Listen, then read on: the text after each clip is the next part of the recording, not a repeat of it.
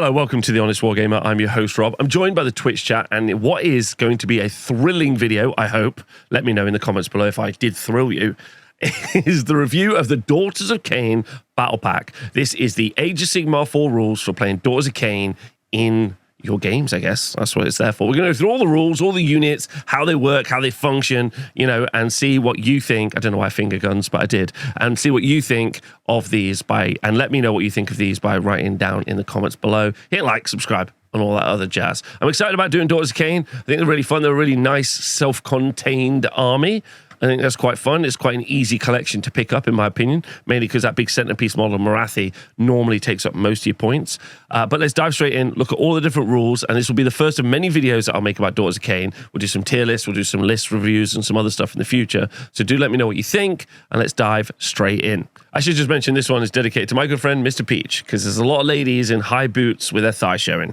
The first thing we're going to look at are the army special rules, and those are the battle traits. There are two. The first one is a command ability. You can tell it's a command ability because of that little #1 symbol there. Command abilities are these special things that you can do with units that cost command points. Command points are something that you generate at the beginning of each battle round, and at the time of recording, you normally get 4. Therefore, they're very limited resources for which you can do very powerful in-game effects. This command ability is once per battle during any combat phase.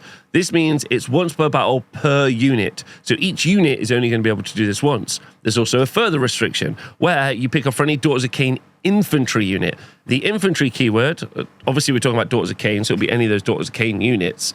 But the infantry keyword is something you can see located at the bottom of the war scroll, and you can tell whether or not it's infantry, cavalry, or a monster or war machine.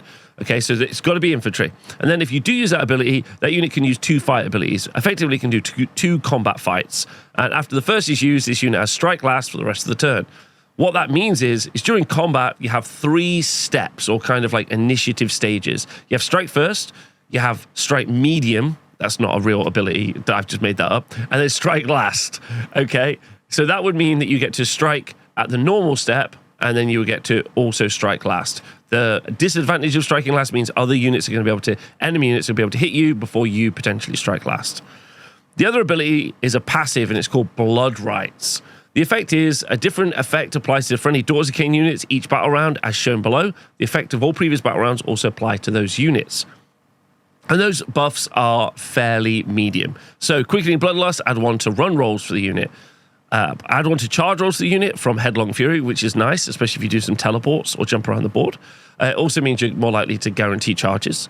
Zealot's Rage, add 1 to hit rolls to the unit's combat attacks. That's good, army-wide, but starts to get later into the game.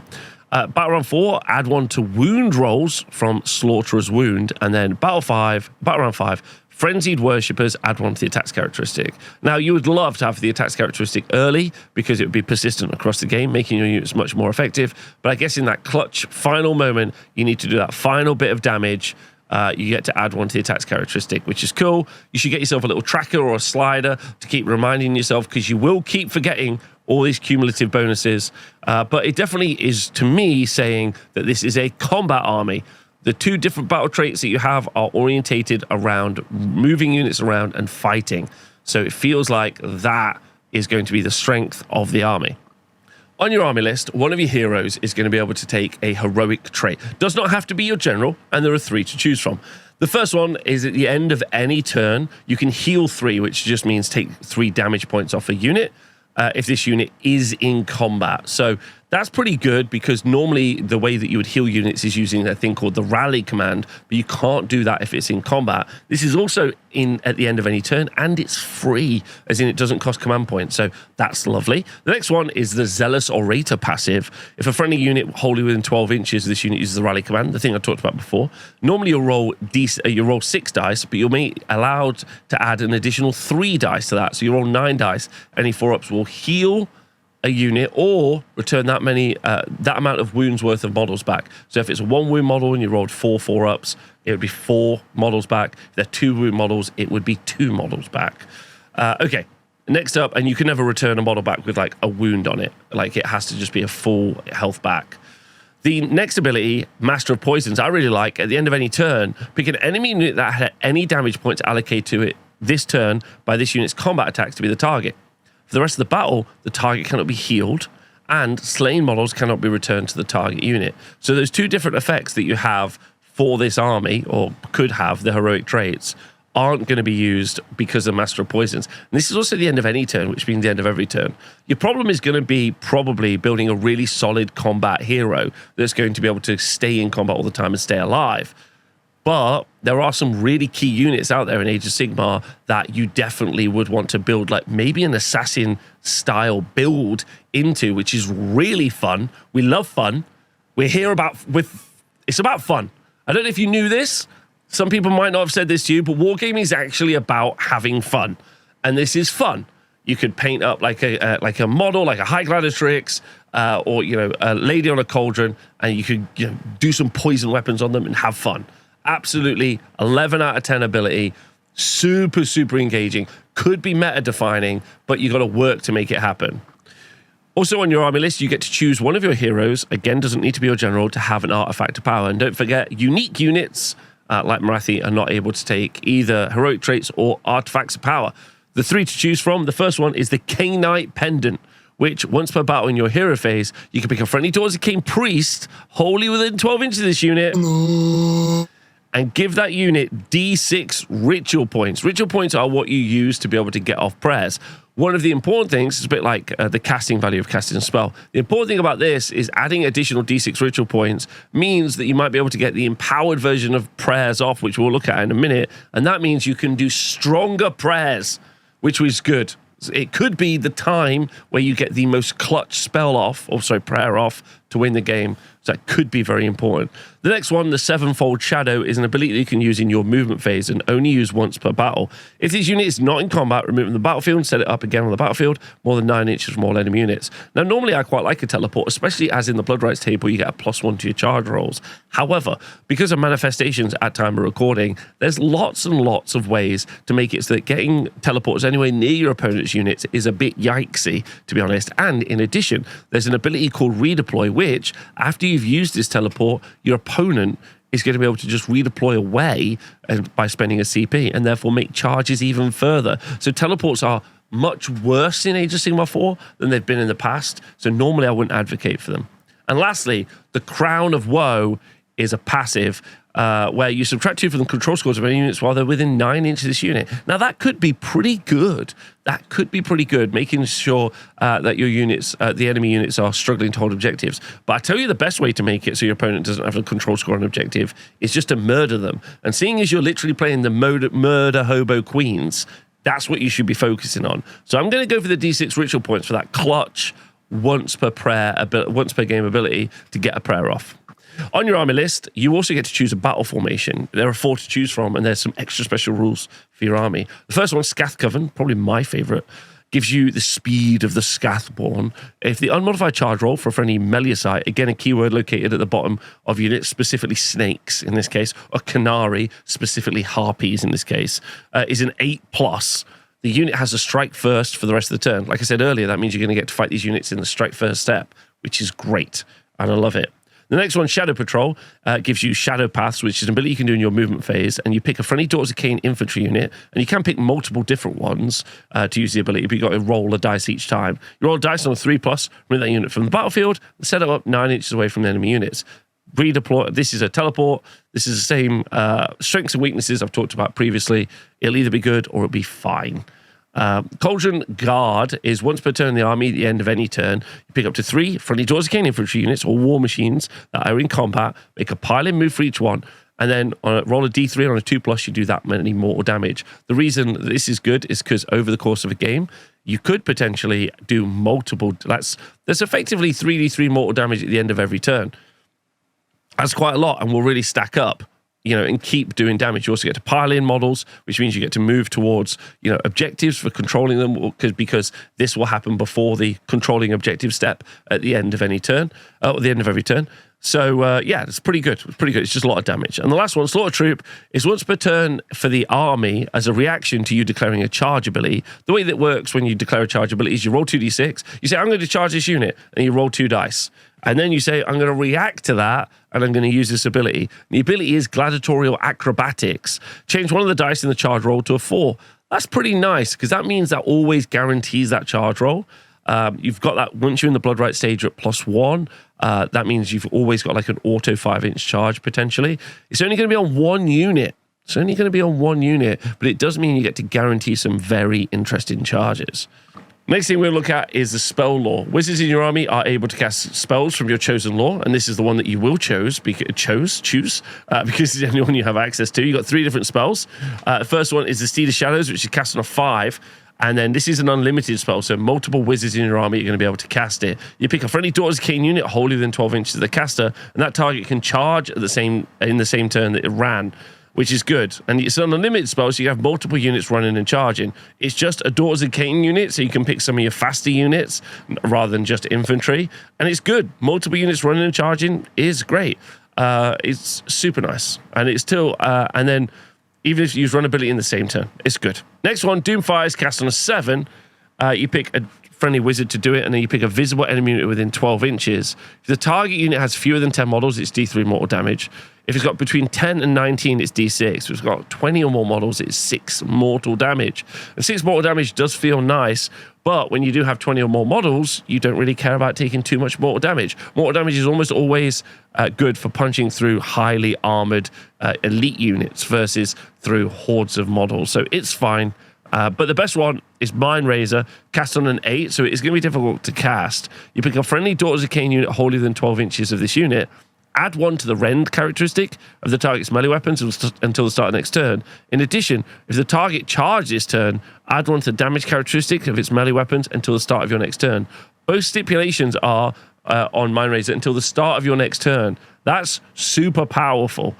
Also, because you're going to be able to cast this in your opponent's turn and countercharge, you basically have got another unit that maybe can have an additional +1 to its damage characteristic as well if it uses the countercharge ability, which is really nice. So you can have a very effective bunch of stabbers in this list, but the problem is you're going to need to cast these spells really well, and an 8 is difficult to do. Your priests are also going to gain access to the prayer lore, the prayers of the Khainite cult. There are 3 prayers that you can do, and they are all great. But the main one, Sacrament of Blood, is an unlimited prayer, meaning you can do it multiple times. And in my opinion, this is very strong. It is on a 5, though, so maybe that clutch ability to roll D6 once per battle is going to be good. Or if you've got a level 2 priest, you can generate some additional ritual points before you try to pop this off by trying to do another prayer. And also, don't forget, you can use the command ability in your opponent's turn to generate ritual points that way. So there's a bunch of different ways you can try and get ritual points. Okay, but Sacrament of Blood is pick a friendly Daughters of Khaine unit wholly within 12 inches of the target. To the start of your next turn, add 1 to the current battle round. Add 1 to the current battle round when determining the effects of Blood Rights ability that apply to this target. If the champion rolls a 10 or more, until the start of your next turn, you treat it as being battle round 5. The reason that is really good is because obviously that's when you get the +1 attacks characteristic. This also means it being an unlimited prayer that you could maybe build up your ritual points over the first turn or so, and then on turn 2 or 3, when you're most likely to be in the big fights, then you can be like, that unit's gonna have +1 attack, +1 to hit, +1 to wound, +1 rend. All I don't think it's +1 rend actually, but like whatever it is, all those abilities, and then you could do it on another unit as well if you've got 2 different priests. Super strong ability, super strong.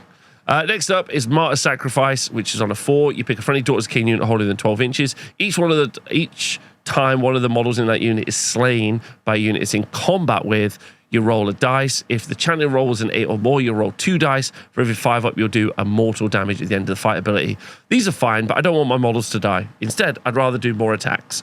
And then Covenant of the Iron Heart, you pick a friendly Daughters of Khaine unit wholly within 12 inches of the chanter. You ignore negative modifiers to the target's control score. If it's an 8 or more to do the prayer, then you add 5 to the control score to the start of next turn.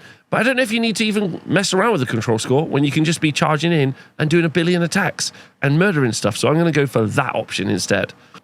Also, on your army list, you're going to be able to choose a manifestation. But unlike the prayer lore and the spell lore, you are able to choose multiple different manifestation laws. Being a Daughters of Khaine player, you have unique access to the manifestations of Khaine. Other armies only have access to the generic manifestations, like something like Morbid Conjuration manifestation. But you have access to these 3 unique ones, which is pretty cool. Summon Balewind is a spell, or is a manifestation you generate via a spell, as is the Summon the Bloodrat Viper, which you summon via a spell. So you can need wizards to put them on the board, whereas the Heart of Fury is summoned via a prayer. The Summon Bladewind is set up within 9 inches of the caster and 9 inches from enemy units.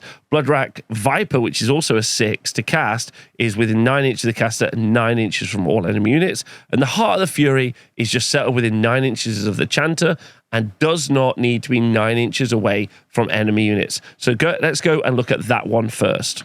The first manifestation is the one that you generate via prayers, and it's 7 health with a 4-up save and a 6-up ward save. And if you are unaware, because it's the first time you've tuned into anything about Age of Sigmar 4, you are able to fight, shoot, and kill manifestations. That doesn't stop your opponent from resummoning them later, but they still need to go through the steps of generating the manifestation points, if it's a prayer, or casting the spell, whatever it needs to be done. Also, don't forget, all of these are going to be able to be castable in your opponent's turn. So it's very survivable. 7 health with 4-up save and a 6-up ward for something that's free is survivable.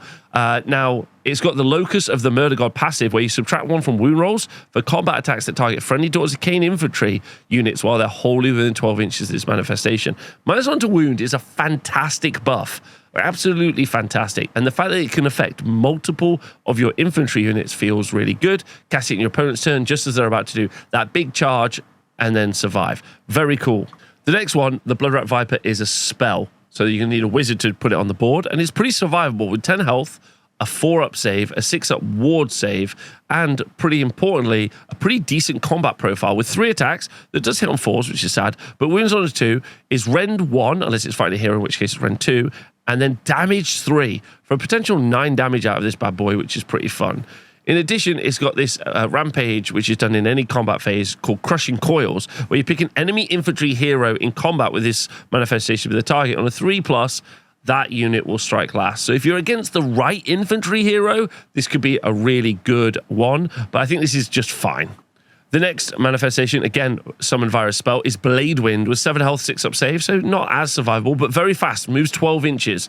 And in combat, it's got 9 attacks, 3s and 3s, rend 1, damage 1 with crit 2 hits. So if it does score any crits, it's going to generate quite a lot of attacks, which is okay. But maybe the reason you would bring it is because of its ability Unnatural Edge, which is done in any combat phase, every combat phase. If this manifestation charged this turn, pick an enemy unit in combat with it to be the target. Roll dice on a 3+, ignore the positive modifiers to save rolls for the target for the rest of the turn. This is really good when you're combo charging this with another unit.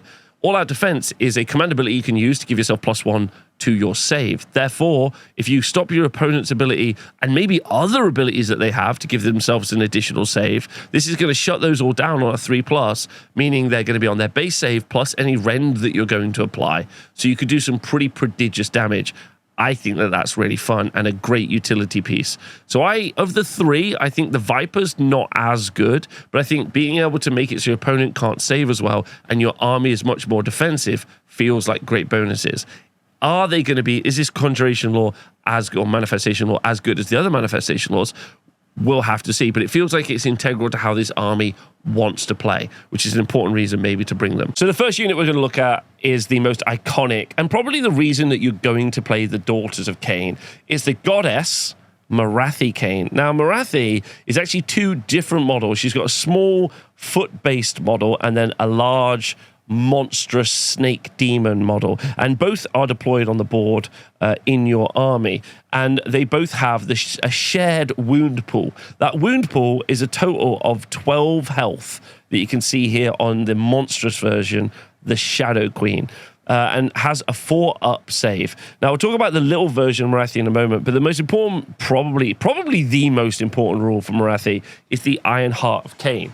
You cannot allocate more than 3 damage points to this unit each turn. So that's each turn, each player turn. Once 3 points have been allocated to this unit, in a turn, any further damage points that would be allocated are ignored. Damage points allocated to this unit cannot be healed, because that would be insane if they could. If this unit would be automatically destroyed, it's not automatically destroyed. Instead, they allocate 3 damage points to it. Ward rolls can't be made for those damage points as well.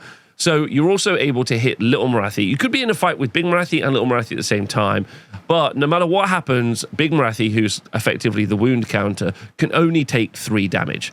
That's the important part, like, of this, which means that it's going to require consistent damage over time. And you do luckily have that now in Age of Sigmar 4. You've got the ability to shoot in your opponent's turn, do spells in your opponent's turn. Therefore, it's much more likely that you're going to be able to add damage in your opponent's turn than you used to be able to do in the game. And if you're new to Age of Sigmar 4, then this is a good thing for non-Morathi players, because this is pretty toxic. You know, you jump in with a Bloodthirster, you whack it, and doesn't die. Kills Bloodthirster back, go in with the next Bloodthirster, etc., and you carry on. But there are more tools for dealing with this than there used to be. Also, she's got a Rampage, which is done once per turn in the combat phase, called Fury of the Shadow Queen, where you pick an enemy unit in combat with suited to the target, roll dice, roll d3 on 2+, inflict an amount of mortal damage on the target. If any models are slain by this ability for the rest of the turn, add one to the attack characteristic of melee weapons used by Khaine and Meliusai. That's obviously great. That's +1 attack characteristic is very, very good for the rest of your army, and it's in any combat phase. So if this character hits first, you're going to give much more damage to everyone else, which is great. In combat, also obviously insane. 8 attacks at damage 3 on Heart Render, 3s and 3s. Rend 2 with crit mortals, 2d6 attacks from the Crown of Serpents, which is whatever. But then the Envenomed Tail has got 1 flat 6 damage attack with Rend 2, which is nice. And also there's a cheeky shooting attack, which is very, very effective. You know, 12-inch range, 1 attack, 2s and 2s, Rend 3, damage d6, and has got shooting to combat as well. So you can see it as just another attack in combat, really. Important to note, she's also really fast, moves 12 inches. Therefore, that shooting attack is 24 inches, but means she's really quick across the board. Has got the fly keyword, definitely. Down here is unique. You can only ever have one Morathi in your army. I mean, you can have both models, but one Morathi duo. And a 6-up ward save as well. So that's big, monstrous Morathi. Control value 10, also great. Little Morathi, so what you also get included in this kind of bundle for this wounds value, is a level 3 caster. So she has got a level 3, meaning she can cast 3 spells, which obviously is super effective as well. Is a War Master, so you're going to be taking this as your general. And it's Morathi Khaine, the little Morathi, has got 5 attacks in close combat, which is fine. They've got this passive 1 soul, 2 bodies, which is effectively describing everything I've said. If you take any damage on either of the 2 little ones, then all the damage goes on the either of the 2 models, then the damage just goes on the big one. But you can't make ward rolls on the second, like if you do damage to Little Morathi and you make ward saves, you can't then make additional ward saves on Big Morathi. That's how it works. She's also got her own special spell called Mirror Dance, cast on a 7. And what you do is you effectively put tokens where both Big Morathi and Little Morathi are, and you can swap places. You can only swap places and put one unit into combat if the other unit was in combat. Some other restrictions around, but effectively it means you get to, if your opponent decided they're going to charge Little Morathi, and then you can cast this spell and do a flip. This is even more effective now, obviously, with the ability to cast this spell in your opponent's turn, meaning that where your big threat pieces are going to swap places, and that is a really effective thing. And then finally, she also has +1 to casting rolls to this unit, which, if near a place of power, means +2 to casting rolls, which is pretty good on 3 casts. That's a cumulative stacking effect, which is really good. Morathi is just excellent. Whatever points value she's at, she's just so good. But maybe to non-Daughters of Khaine fans, you'll be more excited about the fact she's more manageable than she's ever been. So next up, if you're not feeling Morathi and you would like to make a unit of Witch Elves literally run across the board, you can have Krutheths, the Crone Seer. Now, she's not very survivable with 6 health and a 5-up save, and a 6-up ward save, and she's a level 1 priest. We've actually put this down as an Age of Sigmar crime, being a level 1 priest. She should definitely be a level 2. But either way, she's a priest, so she's going to be able to do all those wicked prayers that we know about already. In addition, she has got her own unique prayer. So I think we've talked about survivability and the fact that she's really fast. She moves 12 inches. Her own unique prayer is Murder of Crows, which is done on a 4. Pick a visible enemy unit within 18 inches of this unit, roll a d3. If the chant rolls 8 or more, you roll a d6. Either way, you inflict an amount of mortal damage on the target equal to the roll. In addition, if the roll exceeds the target's health characteristic, subtract 1 from hit rolls to the target's attacks until the start next turn. I know you're asking yourself, how can it exceed the attacks characteristic, like the health characteristic? Wouldn't they be dead? It's what they're really saying is you can obviously kill a model from the unit and then make that unit -1 to hit. So what if, like, against 1 wound models, as long as you roll a 2-up on a d3, you will make that unit -1 to hit and do some mortal damage, which is nice for your army. In addition, and probably the main reason you're going to bring Kruthethsa is Burnt Offerings, which is done once per turn in any hero phase. If this unit is within the combat range of a friendly Cauldron of Blood, you pick a visible friendly Daughters of Khaine elf unit that's non-hero infantry. So what you're really talking about is like the Witch Elves or the Sisters of Slaughter. Anyway, wholly within 18 inches, massive range. Massive range. You roll a dice on a 2+, you pick one of the following effects. I should also mention, by the way, this is in any hero phase. Once per turn, any hero phase, which does mean every hero phase. And that's good. First one, until the start of your next turn, enemy units cannot use commands while they're in combat with the target. Do you need to make sure the unit that you're fighting can't get +1 to hit? That's pretty good, because you may have also made that enemy unit -1 to hit, so you're basically getting a massive bonus there. Destruction players weeping. The next one, the Prophecy of Dark Wings. The target can use a normal move ability as if it were your movement phase. This unit counts as having used a run ability this turn.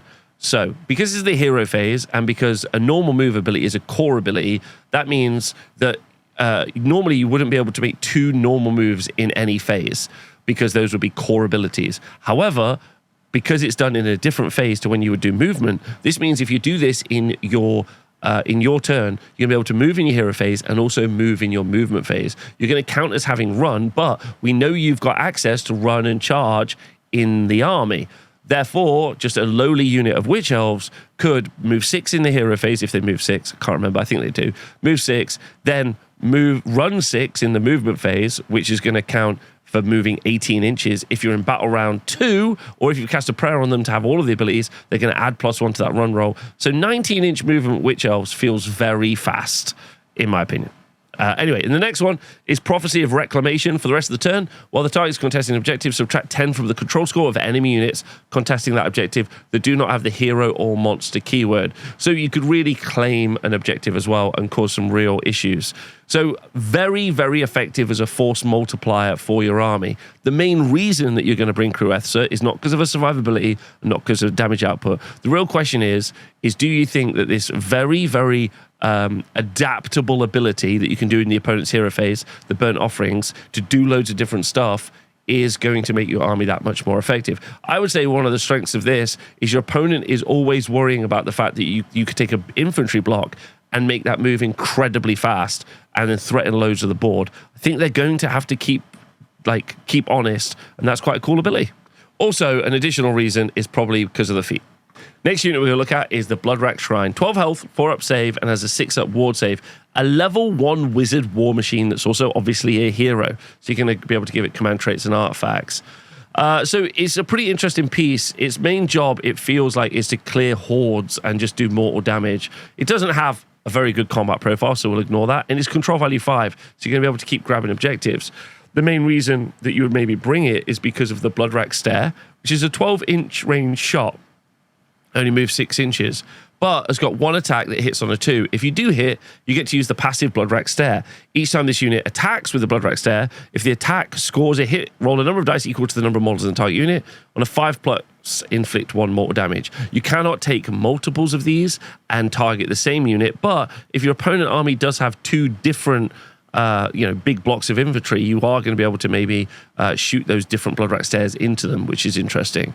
So you could do quite a lot of mortal damage with them. In addition, you've got some more mortal damage thanks to the Aura of Agony in your hero phase, where you pick 3 different enemy units within 9 inches, roll a d3 for each target. On a 2+, you inflict an amount of mortal damage on the target equal to the roll. So that's quite a lot of mortal damage that can come out of this unit from the shooting attack and also from that AoE mortal damage. But it is in your hero phase, so it's going to be harder to be closer. And lastly, in the charge phase, if this unit charge, pick a unit within an inch, roll d3 on a 2-up, you do that many mortal damage. So pretty nice. Like, if you want a fairly survivable level 1 wizard, that's good. You also bring a bunch of damage at range, which is nice. The ability to do the Bloodrack Stare also has shoot in combat, which is excellent. And then you're going to keep doing AoE mortal damage. The real question is the Bloodrack Shrine going to be able to stand in the middle of the board and just keep taking hits from stuff as it keeps doing the AoE damage, keeps doing shoot into combat? That'll be the real question. I feel like 12 health on a 4-up save is fine, but not mega survivable. The next model is the Melusai Iron Scale. So she's the snake hero, snake lady hero. 6 health, 5-up save with a 6-up ward. So not super survivable, seeing as it's a frontline combat character. has got a shooting attack, which is 2 attacks, damage D3, and then 6 attacks in combat, which are damage 2 with crit mortals. You got the ability to reroll charge rolls for friendly melee side while they're holding within 12 inches. But if there's going to be a reason you bring the Iron Scale, it's going to be because of the Gory Offering ability, which is a reaction that you do to declaring a fight ability for this unit. What it basically means is that you can fight not simultaneously. This unit will fight, and then you can elect another unit of Melisai to fight immediately after this fight ability has been resolved. But that's only if you're in the same steps. So, as an example, if this unit was to get strike last because it made a big charge or whatever it might be, and the other unit was strike last because of spells or whatever, you wouldn't be able to make it fight immediately after. That's called out in the core rules. However, if they were fighting at the same step, like strike first, or both of them at strike last, interestingly, or whatever it might be, then you can immediately make that unit fight after. The reason this is good, because fighting after immediately isn't a big deal because this doesn't do a lot of combat damage. The big deal is because you can give them +1 attack if you do that. This means that the Snake Ladies, which we'll look at later, who have 2 attacks base, will get an additional attack from this. Also, you can get an additional attack from Marathi, and also get an additional attack from the Prayer Law or from playing in Battle Round 5. So that would be +3 attacks on units of Meliusai, which are very, very good in combat. So that's the reason you're going to take it, to just absolutely stack this humdinger of a knockout shot with your Snake Ladies. Okay, so the next unit is a Hag Queen on Cauldron of Blood. 12 health, 4 up save, just like the last version, with move 6, control value 5, so good for just putting an extra bit of control on an objective. This is a level 1 priest. Therefore, you're going to be able to bring out all that sweet prayer abilities that we talked about earlier, or maybe even do manifestation. In combat, not bad as well, because the avatar is on the back of this, with 5 attacks at damage 3, and the Blade of Corn even has 4 attacks damage 2, so that's pretty nice. We don't mind that either, with 6 attacks to shoot in combat as well. So this could do some okay damage, up to maybe some very serious damage, which is fun. Now, maybe the reason you're going to take this is because of that's incidental though. The reason you're going to bring this is because of these abilities. First one, the Altar of Khaine is a passive. You add 1 to the save rolls for friendly Daughters of Khaine infantry units where they're wholly within 9 inches of this unit. In addition, add 1 to the chanting rolls for friendly Daughters of Khaine priests where they're wholly within 9 inches. So add 1 to the chanting rolls for friendly priests, great, because we know we've got a good prayer law. Add 1 to save rolls, great, all in a single passive, but that's not the only thing, because once per turn in your hero phase, or sorry, in any hero phase, so this is once per turn across the army, so you can only do it once, you pick a friendly Daughters of Khaine unit, wholly within 12 inches unit to be the target, roll a dice on a 3+, the target has a 5+ ward for the rest of the turn. What's nice about this is the utility to be like, okay, this unit's going to get the 5+ ward now, this other unit is going to get the 5+ ward in the next turn because it's in every hero phase. So that's quite nice for being able to like dictate where you want those ward saves to be, because your opponent may have chosen something as a battle tactic, is trying to grab an objective. Lovely. And then finally, has got the ability to do D3 mortal damage on the charge from this unit. So I think this is really good. This is a really big force multiplier, especially if you're running a bunch of infantry in your list. Maybe also you're going to combo this with Cruthessa. So it's Cruthessa, the infantry, they're all stacked together in a big bubble. You've dropped a 5+ ward save on a unit. Now you've got a unit flying across the board. Very, very interesting. The next unit is the Bloodrack Medusa, which is a level 1 wizard, which is the reason that you're bringing it, as well as obviously being able to bring the shooting utility that we saw from the Bloodrack Medusa on a Cauldron. So it's got that Bloodrack Stare, which is 12-inch range, 1 attack, but if you do hit, you pick a unit that hasn't been affected by that ability, and then roll a dice for every more than unit on a 5+, they'll take a mortal damage. Other than that, it's got 6 health, 5+ save, and it's probably going to be your cheap wizard. But what's nice, compared to other wizards that exist, it also does some damage in shooting, which is genuinely something very fun. And then has got the ability to fight, to make a unit of Melisai fight immediately after this unit is fought, but with no pluses to the attacks characteristics. So that's not the reason you're going to bring it. The reason you're going to bring it is for the pluses, for the ability to cast some spells and the ability to do some damage in shooting. The next unit is the Hag Queen. So this is the same as the Hag Queen on Cauldron, but not on a Cauldron. Therefore, it doesn't really do much. It's a cheap priest, level 1 priest, with 5 health, 5+ save, 4 attacks, which normally you would see models or heroes with 5 attacks. Interesting, the Hag Queen only getting 4, but it still does have crit mortals and damage too. And it's got that ability that we saw in the Cauldron, Witch Brew, where you can pick a friendly Daughters of Khaine unit, hold it in 12 inches on a 3+, have a 5 at ward save. It's a once per turn army, any hero phase ability. Therefore, if you have the Cauldron and you have the Hag Queen, you're only going to be able to do it with one of them. So be conscious of that before you start writing those into lists. The next unit is the Avatar of Khaine. This is a monster in your list and has got 7 health, the 3 up save, 6 up ward save. It's got 5 attacks in close combat, 3 3s, Ren 2, damage D3. Damage flat 3, so flat 3, so it could potentially do 15 damage. The Ren 2 is really nice. And if this unit charged this phase, then you can pick an enemy unit, roll a D3 or a 2+, you do that much mortal damage. If it's a monster, you double it. So a single Avatar of Khaine could do some really prodigious work to an enemy monster, and you need to be really cautious of this. So only once per turn per army, so you can't take multiples of them for the mortal wounds impact. But I like this. I think this is really fun. I think you might see this play. The problem is that it just does its own damage, whereas we already know now that with either the Witch Elves or the Sister Slaughter or the Fighty Snakes, that we're going to be able to stack loads of attacks on them to do so much more damage. And with the battle trait, we've got the ability to do fight twice. So that doesn't have that, and therefore probably if its job is as a damage dealer, doesn't bring enough, milkshake to the yard, as Khalees would say. The next unit is the Slaughter of Queen on Cauldron of Blood. So like many of the other units, it's the pieces we've already talked about all combined together. So the Cauldron of Blood's got that Avatar sword for those good, great big attacks, which makes this a little bit more difficult to deal with. It's a level 1 priest, and then that 12 health, 4 up save, 6 up ward save. So it's very survivable, and I think having the Avatar makes it something that will sit in the middle of combat and do some damage, which I think is impressive. It's still got that ability to add a +1 save rolls for Daughters of Khaine infantry. You can add +1 to chanting rolls for priests within range. It's got the bladed impact, so D3 mortal damage on the charge, on a 2 up, on a D3. And then it's got a special ability, Orgy of Slaughter, which we've already seen on just the regular Hag Queen, where you pick an enemy, you pick a friendly Daughters of Khaine elf infantry unit, hold it in 12, roll dice on a 3+, add 1 to the attacks characteristic of the target's melee weapons for the rest of the turn. So that's nice, especially as we want to get a load of Witch Elves or Sisters of Slaughter. We want to give them all the attacks, send them forward, and delete the world. This is going to be good, but we could either do this with really smaller characters, less survivable, or we can bring like a more like combat-orientated piece. And just like the Slaughter Queen on Cauldron, the Slaughter Queen on foot is 5 health, 5 up save. It's got that ability to add +1 to the attacks characteristic of friendly elf infantry units, and is a level 1 priest. So you can just go for that +1 attack in a much smaller points package, but you are sacrificing and risking survivability. So the real question is, which do you prefer, and what is going to be more useful for your list?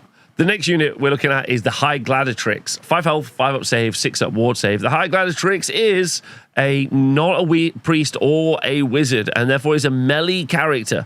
But with only 5 health and no healing, not necessarily certain going to survive very long. 6 attacks in close combat, 3s and 4s, rend 1, damage 2. The reason you're going to bring the High Gladiatrix is twofold. Number one, thanks to the Paragon of Slaughter ability you can do in any combat phase. If this unit is in combat, you can pick a visible friendly Daughters of Khaine elf non-infantry unit holding than 12 inches. And on a 2+, you can add 1 to the Ren's characteristic. So it targets a specific unit. You still need to roll a dice. You've got to be within 12 inches, and then you have a nominal buff. But +1 to rend is pretty interesting because obviously you've also got the ability to have +1 rend from Mind Razor. So now you could have potentially rend 3 infantry, which is not bad, to be honest. Then the ability once per battle in any combat phase. Oh, I didn't know it was once per battle. Killing Stroke. You pick an enemy hero in combat with this unit to be the target. Roll 2d6. If the roll exceeds the target's health characteristic, it's automatically destroyed. Now, characters are normally either 5 or 6 wounds, well, 4 to 6 wounds, or they're like 12+. So it's going to be pretty rare that this is going to be super impactful. But seeing as you can do that ability and also fight an enemy unit at the same time, because this is going to be done before you start doing fight abilities, maybe could be worth it. But definitely the big characters that you're going to want to auto-kill aren't going to be auto-killed by this. Let me know what you think about this unit. So we're going past the heroes. We're moving into all of the units. We're going to start with the Blood Sisters because these are pretty obvious. These are the fighty snakes. It starts as a unit of 5 models with 2 health each on a 5-up save, which does make them pretty fragile. Obviously, you can reinforce them to a unit of 10. They move 8 inches, but we already know there's ways to make the units move faster. They've got a 6-up ward save, so it does make them a little bit more effective. We can, as we know, get pluses to save, get 5-up wards, so we can build into defensiveness if we want. But it feels like the real reason to take this unit is to build into its output. They've got 2 attacks each base, with hit on 3s, win on 4s, rend 1, damage 2, with crit mortals, which for a unit of 10 is going to be 21 attacks, which potentially can do some alright mortal damage before we go even further. However, we know that there's at least a couple of ways to stack plus attacks. In fact, I think we can get up to plus 3 attacks on a unit of Blood Sisters. Doesn't require bringing Marathi. It's a lot of other points being spent to make this unit better. I want to be really clear. But with the battle trait to make a unit fight twice, that would mean a unit of Blood Sisters with a spellcast on them could very comfortably be up to 5 attacks each, fighting twice. So that would be 102 attacks with hitting on 3s. You can all attack him if you wanted. Hit on 3s, win on 4s. I think there's a way to get +1 to wound. Rend 2, damage 3 with Mind Razor. So 102 attacks, damage 3. All of those have crit mortals, which is pretty nice. Now, being able to fight twice is predicated on striking last. However, thanks to the ability Crystal Touch in any combat phase, pick an enemy unit in combat with this target, roll a dice. The roll exceeds the target's health characteristic. That target has strike last. So if you're fighting against infantry or maybe even some cavalry, you're going to be able to make that unit strike last and do quite a lot of mortal damage. Again, a lot of support pieces to make all of that mortal damage happen. You know, even just fight twice with just +1 attack from a unit of 10 is going to mean they have 60 attacks. Mind Razor is going to make them damage 3. That's where it gets really spicy, I think, as a spell. Super powerful. The next unit of snakes are the Bloodstalkers, or as they're sometimes known, shooty snakes.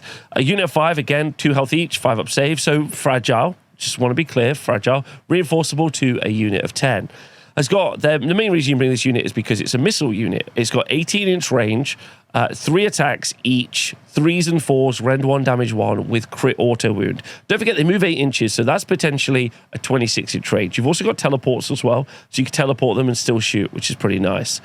Obviously, thanks to the incredibly powerful command ability to shoot in your opponent's turn, this effectively means you're doing 31 shots in your turn and 31 shots in their turn, which is pretty impressive.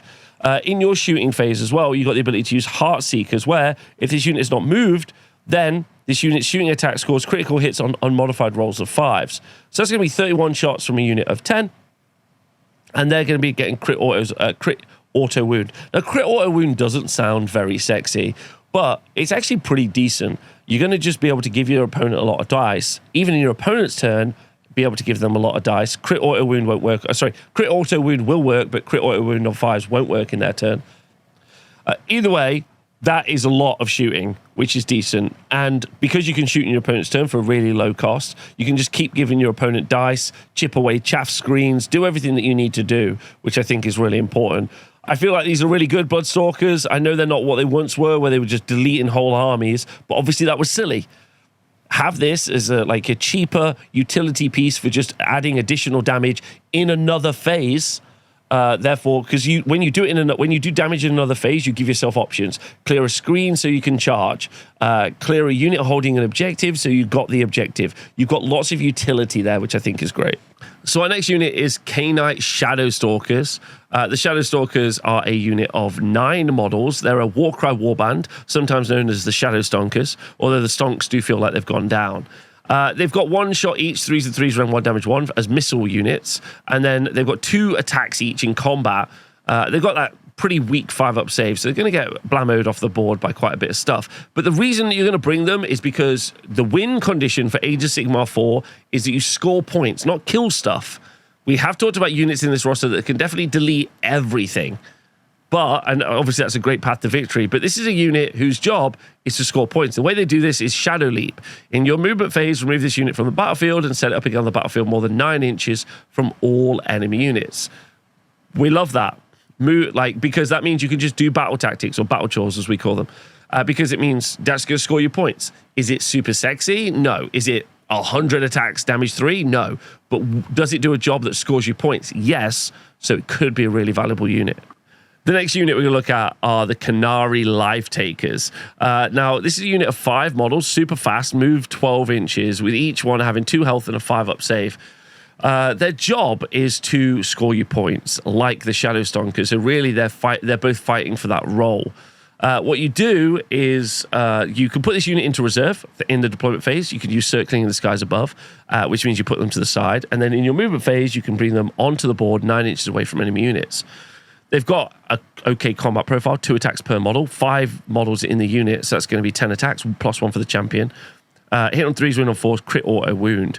But maybe the reason you bring this unit over the Shadow Stonkers, maybe, is because of the fight and flight ability, where you declare a fight ability for this unit. After resolving the effect of the fight ability, this unit can immediately move d6 inches. Cannot end that move in combat with any units that it was not already in combat with. So if you don't roll over a 3, then you're going to just stay locked in combat with that unit. And seeing as they're very fragile, they're definitely going to die. However, if you roll above that 3, that means you're going to be able to maybe pop onto an objective, move to the side of the board, score a battle tactic. So really, this is a risky way of doing stuff, whereas the Shadow Stonker's teleport is definitely a guaranteed ability. So maybe they're not really strong, but there are ways to get additional attacks on the Khaine. So you can make them have a little bit more output, reinforce them into a unit of 10, maybe make something really interesting there. Our next unit is Khaine Heartrenders. They've got, again, it's the same unit that we just talked about. 5 models reinforceable to a unit of 10, 2 health per model, 5-up save. But you can also put them into Deep Strike. Again, same deployment ability and death from above. But these are the shooting variants compared to the combat variants. Each one of the models has got 2 shots each, 3s and 4s, rend 1, damage 1. And that's pretty good. A reinforced unit is going to be 20 shots, shooting 12 inches. They move 12 inches. 12 inches is pretty close, but thankfully, they've got an ability called Fire and Flight, which in any shooting phase, if this unit uses a shoot ability, this phase, it can move an extra d6 inches. It cannot move into combat during any part of that move. What's quite fun about that is it means that you're going to be able to do this in your opponent's turn as well, maybe with a command ability to shoot in their opponent's turn, then maybe move and block a charge or grab an objective or just be incredibly mobile, which I think is really good. So yeah, lovely ability. Probably going to see some of these because they're scoring points. The next unit we're going to look at are Witch Elves. Witch Elves come as a unit of 10 models, and each model of that unit has got 1 health, and there are 2 variants for the Witch Elves. So there are the Witch Elves with paired Sianasa, or the Witch Elves with Bladed Bucklers. The Bladed Bucklers have got a 6-up armor save, so they're, sorry, a 5-up armor save. Bladed Bucklers, 5-up armor save, whereas the Witch Elves with the paired blades, I'm just going to call them the paired blades, have got themselves a 6-up armor save. So they're obviously not as survivable.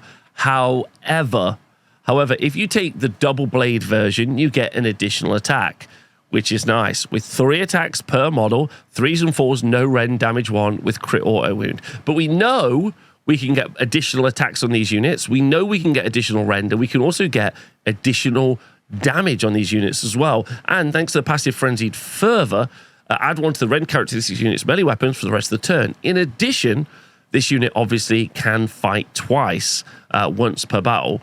Therefore, a unit of 20 with a couple of extra attacks could be doing 50 attacks from a unit of, 100 attacks from a unit of 20. I think you can get +2 attacks on these. So that means a reinforced unit of 20 is going to be doing 101 attacks. Could be Rend 3 on, Rend 2, thanks to +1 rend on the charge, +1 rend from Mind Razor, damage 2 as well, and then obviously you've got the ability to fight twice. So that does mean 200 attacks, damage 2, which is a lot of attacks. I'm not going to lie. The other version, can be up to Rend 3. Sorry, can be up to Rend 3.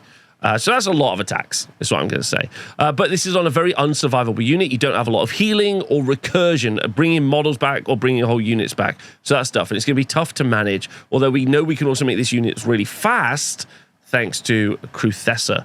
The Bladed Buckler version is unfortunately just a much weaker version, where every time you do a little bit of damage onto this unit, then this unit, so every time they roll a 6, then they do a mortal damage back. I would prefer the output versus the survivability, but I'm sure there's a bunch of conversations happening about which one is the best. Let me know which one you like.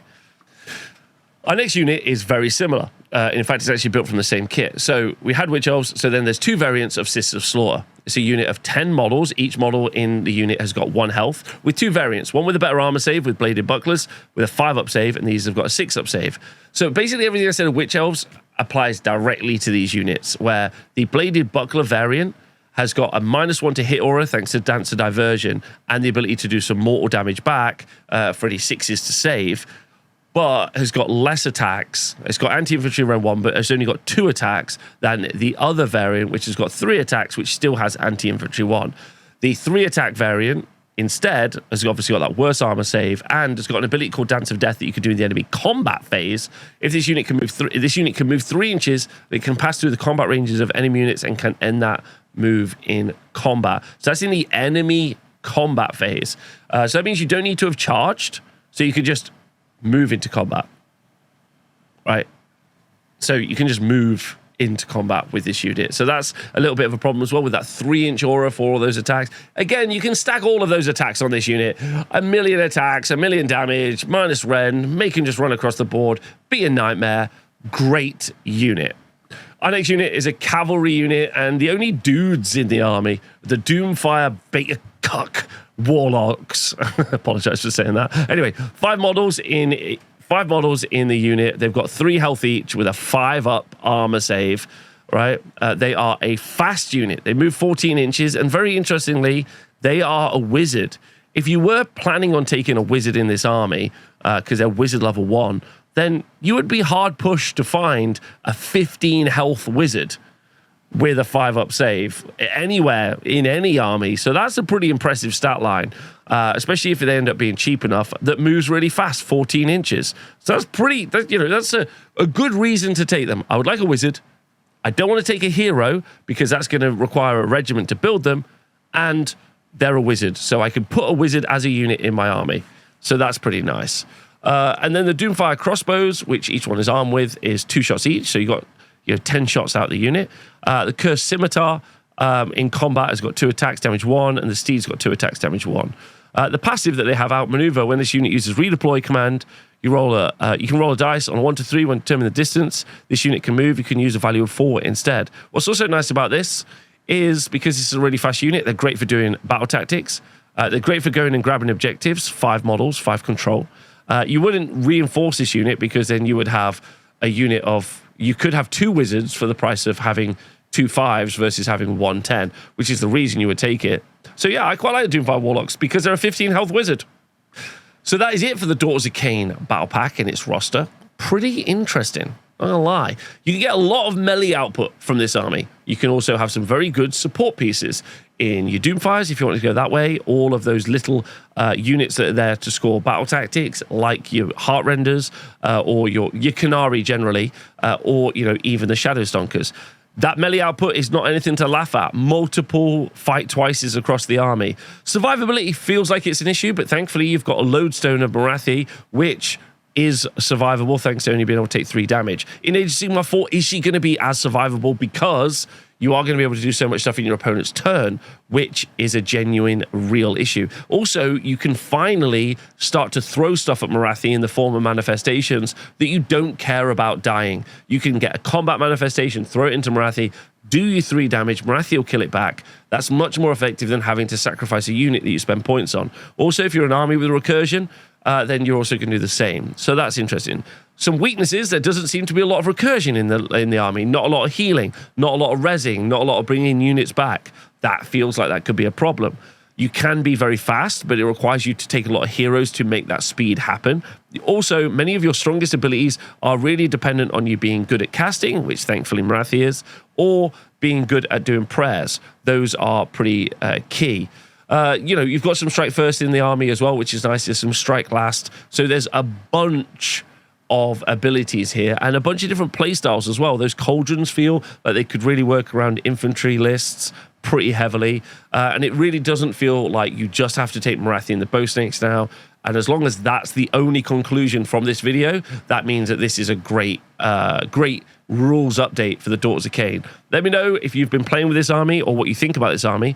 And thanks very much for watching my videos. If you do like my videos, you could join the Honest Wargamer Patreon, where we've got a really active, healthy Discord, talking about all the different armies and different ways to play.